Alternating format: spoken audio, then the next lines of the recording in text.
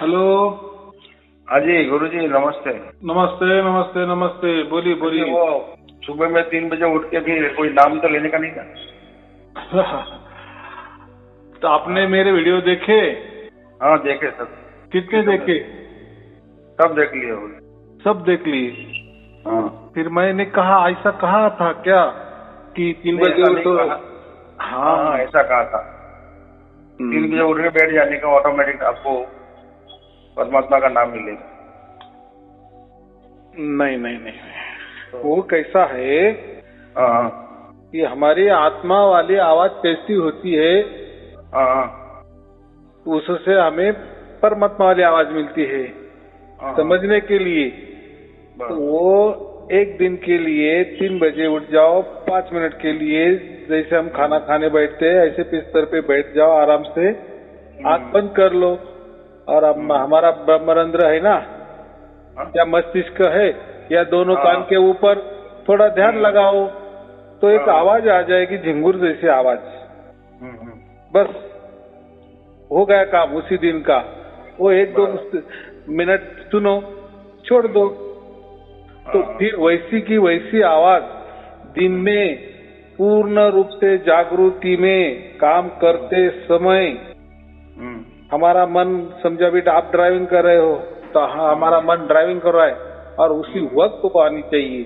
या जो भी हम पेट पूजा का काम करते हैं, कोई धंधा व्यापार कर रहे हैं, कोई नौकरी कर रहे हैं, यानी मन हमारा काम में होना चाहिए। और जो हमारी सुरती होती है उसको हम आत्मा कहते हैं, वो परमात्मा में उसका लव जो बोलते हैं, उसका जो तीर है या उसका जो हम सुर बोलते हैं वो परमात्मा की तरफ होना चाहिए और वो होता है। हाँ, तो इसलिए उसके जागृति में देखो एक, और जो मैंने सुबह आपको जो कहा ना, वो तो हम थोड़ी देर के लिए नींद हमारी खुल जाती है, वो पूर्ण रूप से जागृति नहीं होती, यानी हमारा आधा माइंड सोने की पोजीशन में होता है और आधा माइंड जागृति वाला अवस्था होता है। और वो आत्मा के लिए ठीक है, आत्मा के लिए पूर्ण रूप से जागृति की कोई जरूरत नहीं होती। पूर्ण रूप से जागृति में आत्मा का आवाज आता ही नहीं। जैसे दिन में कभी आपने आपकी आत्मा की आवाज सुनी जो आपने 3 बजे सुनी सुबह? नहीं ना, ऐसा या इसके पहले कभी नहीं सुनी होगी ना। तो वो आत्मा वाली आवाज 3 बजे शांत समय और ध्यान करने से या उसको मन लगाने से सुनाई देती है।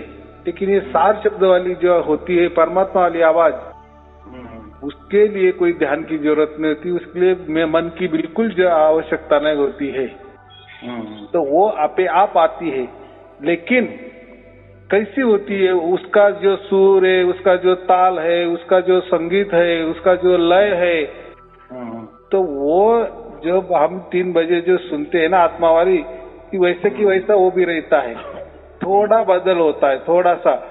जो हम रात को 3 बजे वाला आत्मा वाला आवाज सुनता है ना, वो थोड़ा सा बड़ा होता है, तकलीफ देही होता है, क्योंकि वो हमारे अंदर ही ना आत्मा हमारा।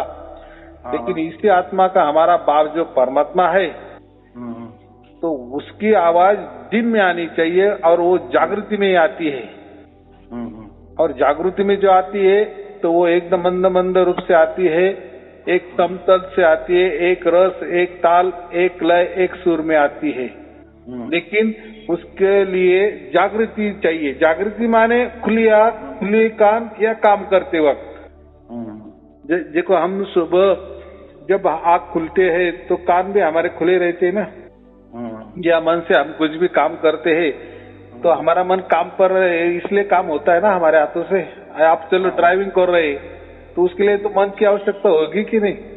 हाँ, अगर आप ड्राइविंग कर रहे हो और ध्यान कहीं आप लगाने गए तो क्या होगा? एक्सीडेंट हो जाएगा ना, ऐसा काम ही नहीं हो सकता है।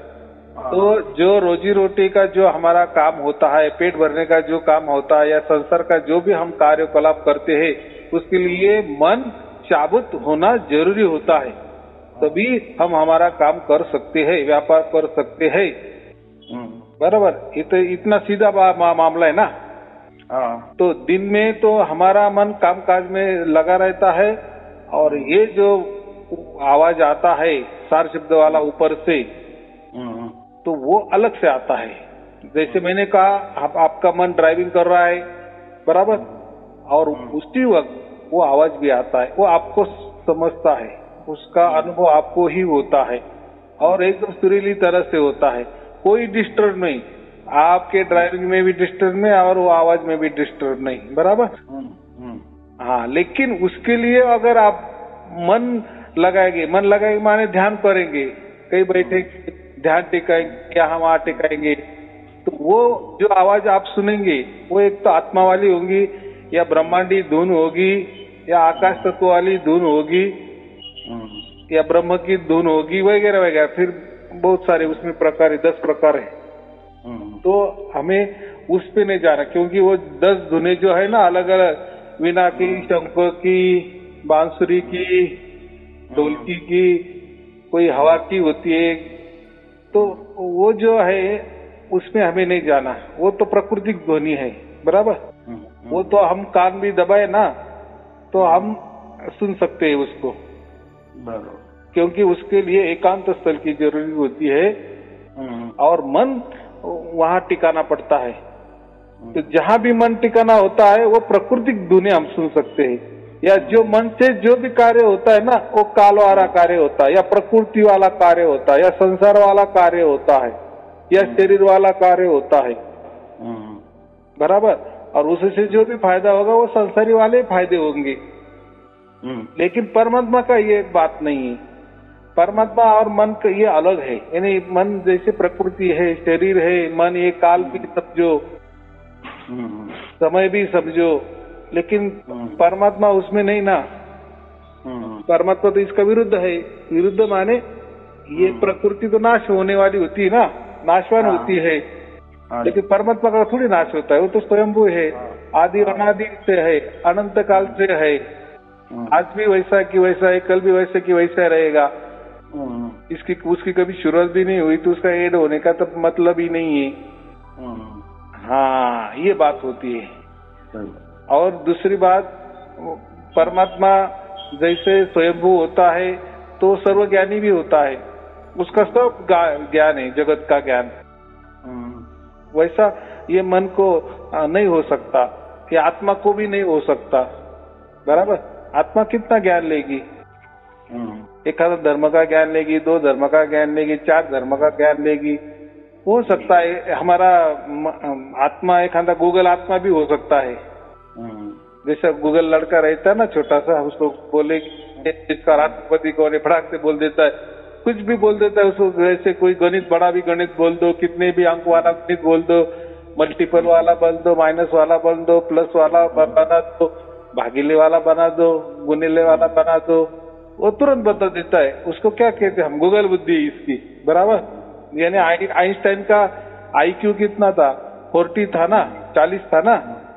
तो गूगल बच्चा होता है उसका 20 IQ होता है, यानी थोड़ा सा कम, या ज्यादा भी रहे तो भी ये इनकी बुद्धि प्रकृति वाली भी चलेगी।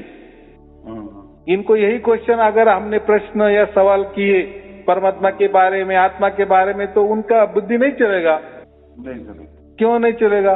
तो सीधी बात है, ये बुद्धि, मन, शरीर, ये प्रकृति, काल, ये समय, ये सब यही क्या है? प्रकृति है, नाश होने वाले है। थोड़ी देर के लिए रहते, बाद में नाश हो जाते हैं। जैसे हम थोड़ी देर के लिए माने 100 बरस के लिए आए, हम चले जाएंगे। कोई वृक्ष होगा, उसका कोई टाइमिंग होगा, उसका एज खत्म हो खत्म, कोई मकान होगा उसका, यानी हर जो भी हम आंखों से देख रहे हैं या कानों से जो भी सुनते हैं वो सब प्रकृति को वाले होते हैं, और जो भी प्रकृति को वाले होते हैं वो नाशवान वाले होते हैं। उसके लिए कोई काल मर्यादा होती है, टाइमिंग होता है, इसलिए हम उसको काल कहते हैं। काल माने क्या? नष्ट होने वाला, बराबर। समय माने उसको ही काल बोलते हैं। तो हम काल के अंदर है ना, समय के अंदर है। देखो सबके लिए समय लगा है ना। फिर कोई चांद भी हो, कोई पृथ्वी भी हो, कोई सूरज भी हो, कोई शुक्र हो, शनि ग्रह हो, कोई भी हो, हर जो 35 लाख ब्रह्मांड पूरे टाइमिंग के अनुसार चल रहे हैं। पूरा उसमें टाइमिंग घुसा है, यानी काल घुसा हुआ है, हमारे अंदर भी काल घुसा हुआ है, इसलिए हम टाइमिंग से बराबर चल रहे हैं ना। खाना टाइम से खाते हैं, सोने का टाइम बराबर हमको सोना होता ही है, आहार लेते हैं, हमको डर लगता है, जैसा टाइम आएगा, जैसा सामने कुछ आएगा तो हम ऑटोमेटिक डरेंगे ही। जैसा कोई सांप निकले, कोई नाग निकले, बिच्छू निकले तो डर जाते हैं। तो इसका क्या बोले, आहार, निद्रा, भय और मैथुन, ये चारों में हमारी बुद्धि चलेगी, और ये चारों प्राकृतिक है ना। हाँ, तो मन हमारा उसमें ही जाता है या उसी में ही समा होता है, और यही चार की चार गुण प्राणी में भी होते हैं। हाँ, तो ये बात होती है। लेकिन परमात्मा ये अलग बात है। परमात्मा है, स्वयंभू है, वो उससे ही, खुद से ही निर्मित हो गया है, उसको किसी ने निर्मित नहीं किया है, वो स्वयं और आदि अनादि। स्वयंभू माने, स्वयंभू को एक मतलब आप बोलेंगे कि आजन्मा, और वो स्वयं से प्रकट हुआ है। अभी आप बोलेंगे प्रकट हुआ है, माने वो प्रकट ही है। प्रकट हुआ है ऐसा कहे तो उसका एक मतलब ऐसा होगा कि पहले नहीं था, अब प्रकट हो गया, ऐसा भी हो सकता है मतलब, लेकिन ऐसा नहीं है। इसलिए उसको आदि अनादि से कहा है, स्वयंभू का है, स्वयं है वो, बस खुद भी खुद है, खुद ब खुद ही है वो। तो इसका मतलब ऐसा होता है, वो जैसा है वैसा है। ऐसा है ना, कबीर साहब को बोले थे ना कि परमात्मा के बारे में, तो एक कहूं तो हूं नहीं। अगर परमात्मा एक है तो बाकी तो हमें दिख रहा है ना, ये 35 लाख ब्रह्मांड दिख रहे हैं, आप दिख रहे हैं, मैं दिख रहा हूँ, सब कुछ दिख रहे हैं। तो एक तो हूं नहीं, और दो बोलूं तो गाली। किसी ने कहा ना, भाई तू एक बाप का है कि दो बाप का है, तो क्या होगा, वो गाली हो जाती ना। हाँ, तो परमात्मा का ऐसा है कि उसका एक भी बाप नहीं है, और दो बाप बोले तो फिर तो गाली जैसा हो जाएगा। तो क्या कहे लास्ट में, जैसा हूँ वैसा हूँ, बस। क्या कहा, जैसा हूँ वैसा हूँ, बस। फिर उसका कोई जवाब नहीं। मैं एक भी नहीं हूँ और दो तो नहीं ही हूँ, लेकिन ऐसा कि वैसा ही हूँ, बस। ऐसा मतलब होता है। तो परमात्मा के बारे में या उसके कुछ हम जानकारी नहीं दे सकते, क्योंकि वो जानकारी हम कैसे देंगे। तो यही प्रकृति वाली भाषा, जो नाश वाली भाषा है, इसलिए ये भाषा से हमने कितनी भी गुण गौरव किए ना। जो लोग बोलते हैं ना कि ये मंत्र में परमात्मा है, अरे भाई मंत्र ये यही के निकले हैं, ये देवनागरी आप की है। और यही वो देवनागरी को कोई एक देश होगा कि नहीं, पूरे देश में तो देवनागरी नहीं चलती, भारत में चलती होगी, वो भी कई कुछ जगह चलती होगी।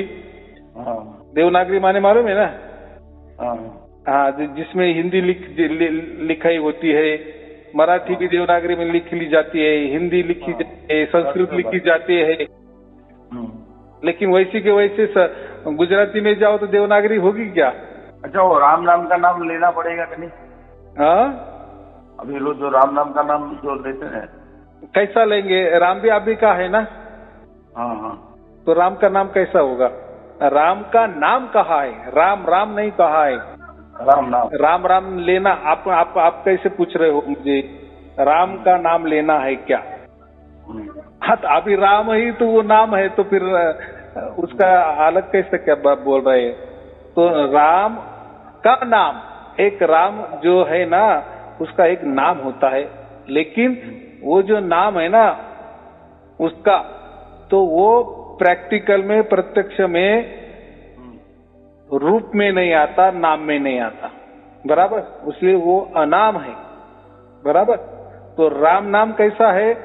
तो राम नाम में ना नाम है ना रूप है, ना रूप है। हाँ, तो वही परमात्मा का नाम होता है। उसको कैसा हम राम बता देंगे? राम तो अभी अयोध्या के हो गए, चलो इसके पहले भी लोग राम राम कहते थे, वो बात अलग है। लेकिन एक राम जो है ये सगुण है, और वो जो एक नाम है राम है, वो निर्गुण है। जो भी कबीर साहब ने या गुरु नानक देव जी ने वो जो राम की बात की है, वो निर्गुण निराकार के परे वाली राम की बात की है।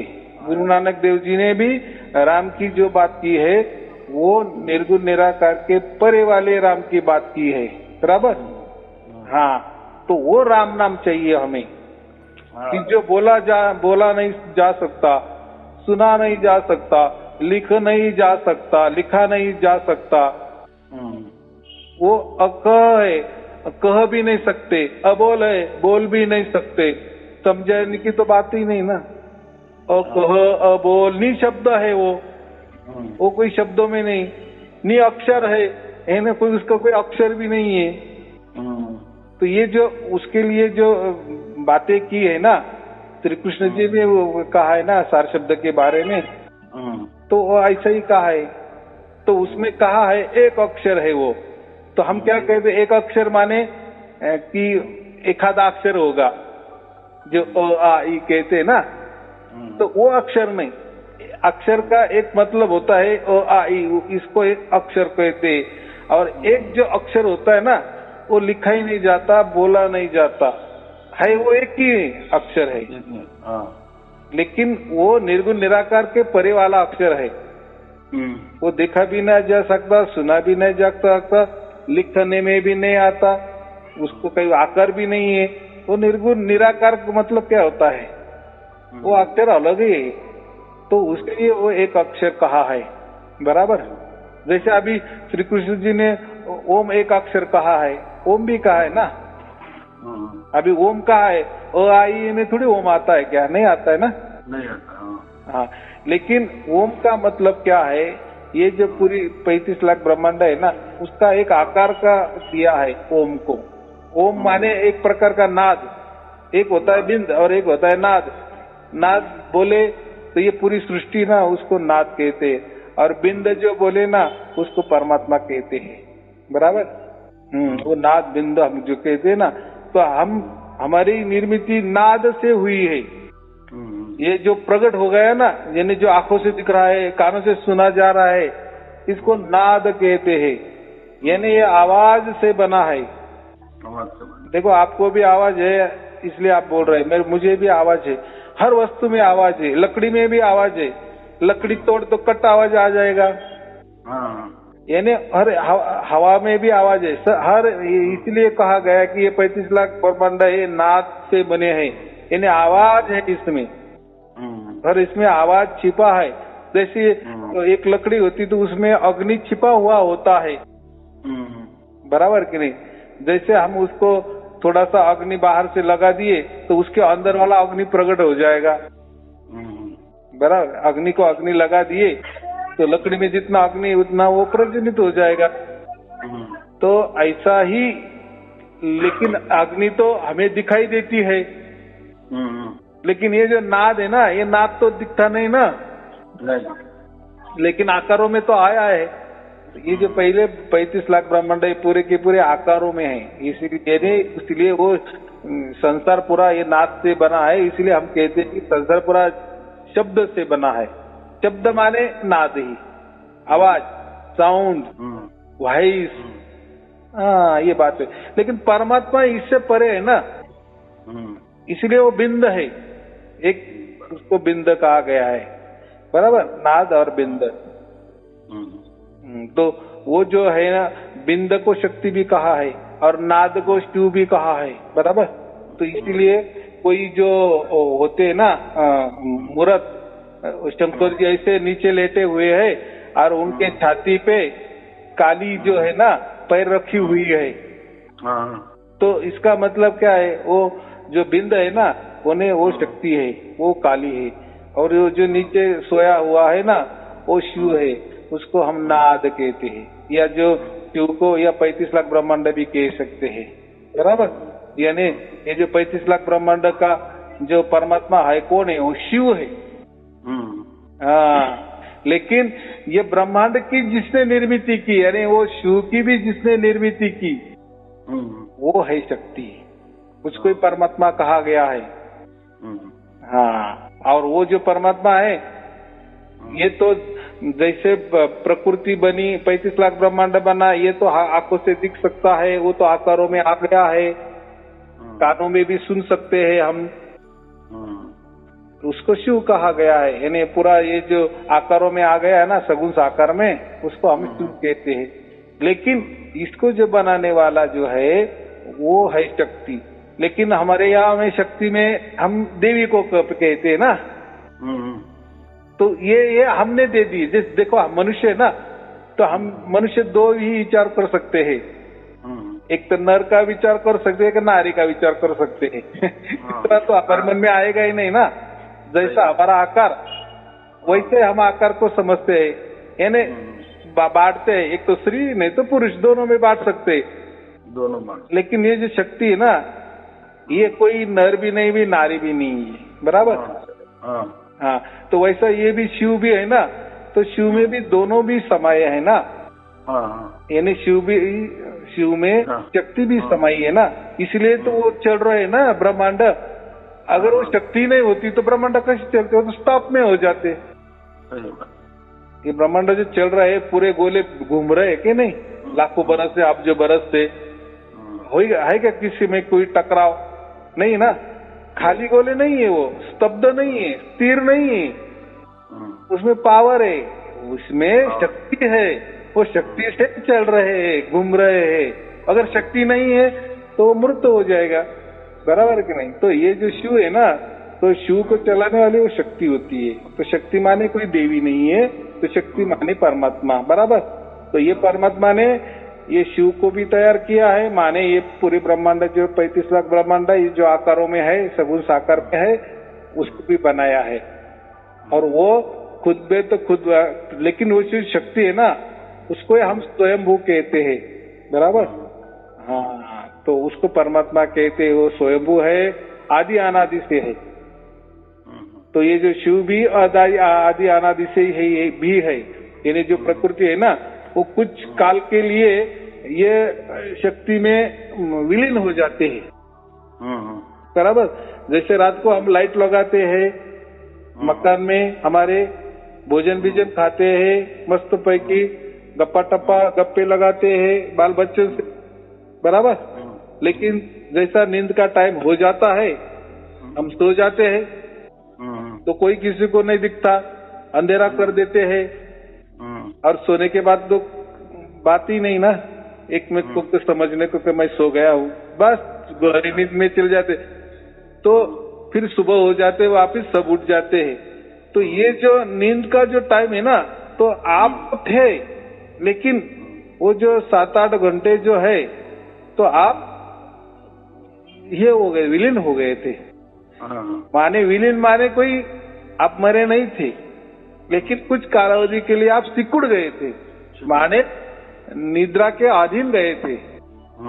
हाँ, तो ऐसा ही ये जो शिव है, ये जैसा प्रलय हो जाता है ना, हम बोलते हैं ना कुछ दिन के बाद, तो ये तो नष्ट होगी।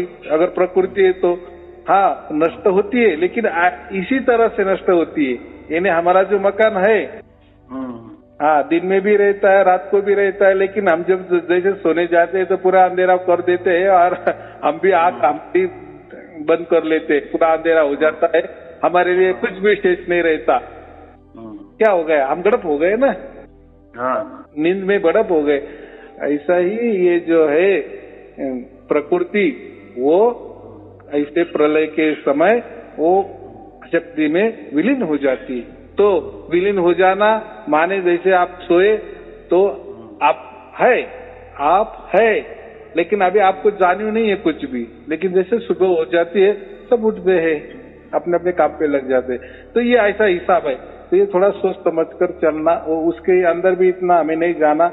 तो एक ही बात करो, आप सिर्फ जो वीडियो है ना मेरे, वो सुनते चलो। जैसे आप सुनेंगे 1 वीडियो, 2 वीडियो, 4 वीडियो, तो आपको वो जो सार शब्द है ना, आप आपके अंदर में प्रकट हो जाएगा। ये बहुत बड़ी लीला है। क्या होता है आजकल के गुरु, कैसे कोई मंत्र दे देता है, कोई तंत्र दे देता है, कोई ध्यान विधि बताता है, बराबर कि नहीं। तो यहाँ देखो, परमात्मा के लिए, या परमात्मा जब था तब कोई धर्म नहीं थे, कोई पंथ नहीं था, कोई गुरु गद्दी नहीं थी, ना हम भी थे, ना आप भी थे, ना मैं भी था, बराबर कि नहीं। हाँ, तो जब परमात्मा हमें प्राप्त करना है तो ये कोई धर्म से प्राप्त नहीं होगा, ये मंत्र से प्राप्त नहीं होगा, या कोई चालाकी से प्राप्त नहीं होगा, या कहीं ध्यान से प्राप्त नहीं होगा, या किसी की भक्ति करने से प्राप्त नहीं होगा, या गुरु की पाँव दबाने से प्राप्त नहीं होता, और हुआ भी नहीं। बराबर कि नहीं? देखो, बहुत सारे लोगों ने बहुत सारे गुरु भी किए, बहुत सारे भक्ति भी करते हैं, रात रात जागरण भी करते हैं, ध्यान भी लगाते हैं। पूछो बरा किसको मिला क्या आजकल? तो कोई यही बताए कि नहीं भाई ऐसा कुछ नहीं मिला हमको। तो फिर क्या हो गया? टाइम पास हो गया ना, जीवन का भी बर्बादी हो गया ना। वो क्या बताते नहीं, हमारे गुरु ने ऐसा बोल दिया कि ये बच्चा ये मंत्र लेके जाओ, बस जपते रहो, मिलेगा। लेकिन हमें नहीं मिलेगा। कोई बोलता अरे ऐसा ध्यान करो, उठते बैठते ब्रह्मरंध्र पे चलते फिरते ध्यान लगा तो एक दिन कृपा हो जाएगी, लेकिन अभी तक कृपा नहीं हुई। अरे ऐसे जो बताते नहीं, वो जाने दो, हमें किसका नाम नहीं लेना। बात ऐसी है कि प्रकृति ढंग से, ये नाशवान प्रकृति से अविनाशी परमात्मा कैसा प्राप्त होगा? कितना सीधी बात है ना।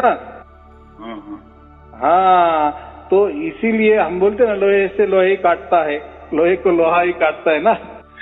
तो ऐसा ही बात है, जब तक उसकी मर्जी से वो हमारे अंदर प्रकट नहीं होता ना, तब तक हमने हमारा कितने भी प्रयत्न किए, हमारे ओर से, हमारे खुद की ओर से हमने कितने भी प्रयत्न किए ना परमात्मा प्राप्ति के लिए, कितनी भी चालाकी की, कितनी बुद्धि लगाई, कितना भी ध्यान किए, कितने मंत्र जपे, कितने पाव भी दबाए, बहुत सारे बंधन भी रहे, बहुत सारे पवित्र भी रहे, क्या क्या ना जाने, जो भी लाख प्रकार के जो भी आपको आजमाना है वो आजमाए, तो भी नहीं प्राप्त होता, ना ही हुआ किसी को। ये तो लोग गप्पे मार देते हैं।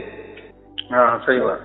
वो तो अभी देखो वो क्या बोल रहे हैं, अभी वो जो भी बोलेंगे हमें हाँ के सिवाय क्या कहना है। लेकिन अभी देखो, ये जैसे बिसा में शुरू हो गया, ये लोग प्रवचन सुन रहे, तो ये प्रवचन नहीं है मेरी, ये ऑनलाइन में लोग प्रैक्टिकल में बता रहे कि हाँ हमें प्राप्त हुआ, हम प्रवचन सुनते गए और हमें प्राप्त हुआ।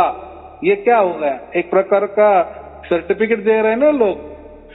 और वो आप फोन पे बोल रहे हैं ना, पूरा डगे की चोट पे बोल रहे हैं ना। और एक आदमी नहीं बोल रहा है, दो आदमी नहीं बोल रहे हैं, ऐसे हजारों की तादाद में लोग बोल रहे हैं। इसका मतलब हुआ, देखो एक आदमी झूठ बोलेगा, दो आदमी झूठ बोलेंगे, सब बोलेंगे क्या झूठ? नहीं। उनके अंदर प्रकट हो गए इसलिए बोल रहे। क्योंकि इसके पहले ऐसा कभी होगा कि प्रत्यक्ष परमात्मा हमारे अंदर प्रकट होगा, ये ना सोचने वाली बात है। हाँ, हमने कोई पोथी पुराने में पढ़ा है, कोई संत के बारे में पढ़ा था कि ऐसा ऐसा हुआ है, लेकिन आज के ये घोर कलयुग में ऐसा हो रहा है, तो ये ऐसा है कि ये युग ही नष्ट होने वाला है। तो परमात्मा को हमारी काळजी होती है, फिक्र होती है, और वो बराबर अपने अपने बच्चों को उठाता है। लेकिन किसको उठाता है? जिसकी मांग है कि हमें परमात्मा मिलना चाहिए, उसी के लिए उसको उठाता है। लेकिन भरोसा रखता है कि नहीं, मेरा बाप मेरे नीचे आएगा और मुझे लेके जाएगा। यानी वही सार शब्द क्या है? वही है ना, परमात्मा हमारे आते हैं ना, हमारे पास प्रकट हो रहे हैं ना, बस वो प्रकट हो गए माने हमारा वो सर्टिफिकेट भी हुआ, उसी क्षण हमारा मोक्ष भी हो गया, हमारा परम धाम का रिजर्वेशन पक्का हो गया, जीते जी हो गया, हमको समझ में आ गया और आ रहा है।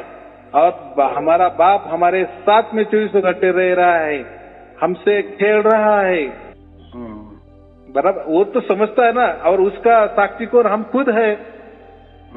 हाँ, किसी के बहकावे में आए कि कोई किसी ने हिप्नोटिज्म कर दिए, ये बात नहीं ना, या कोई जादूगिरी हो गई, ऐसा भी नहीं ना। आप तो मेरे सामने भी नहीं, जादूगिरी कहाँ होती है, हिप्नोटिज्म कहाँ होता है? जब दो लोग आमने सामने आ जाते हैं, बराबर, बगैर छुए भी उसके ऊपर हिप्नोटिज्म हो जाता है। कुछ जादूगिरी हम कर सकते हैं, लेकिन आप हजारों कोसों दूर है, आप तो मेरा तो सिर्फ वीडियो सुन रहे हैं ना, और वीडियो में क्या मैं कई मंत्र की बात करता हूँ कि कई मंत्र जपता हूँ कि आपके ऊपर कोई असर होने वाला। अरे एकदम सिद्धांतम मैं बात करता हूँ, कोई किसी धर्म की बात नहीं, किसी पंथ की बात नहीं, किसी गुरु गद्दी की बात नहीं, कोई मैं नया विचार भी नहीं दे रहा हूँ। हाँ, और आप उसमें क्या होते हैं, मेरे प्रवचन में दो लोग होते हैं, जैसे आप हो और मैं हूँ, आपने फोन किया मैंने उठाया, हम दोनों बातचीत कर रहे हैं, बस ये बातचीत से ही सब कुछ काम हो रहा है। इतना बात है। बोलो बोलो। आपको कोटि कोटि प्रणाम। पहली बार मैंने आपका ये सुना है।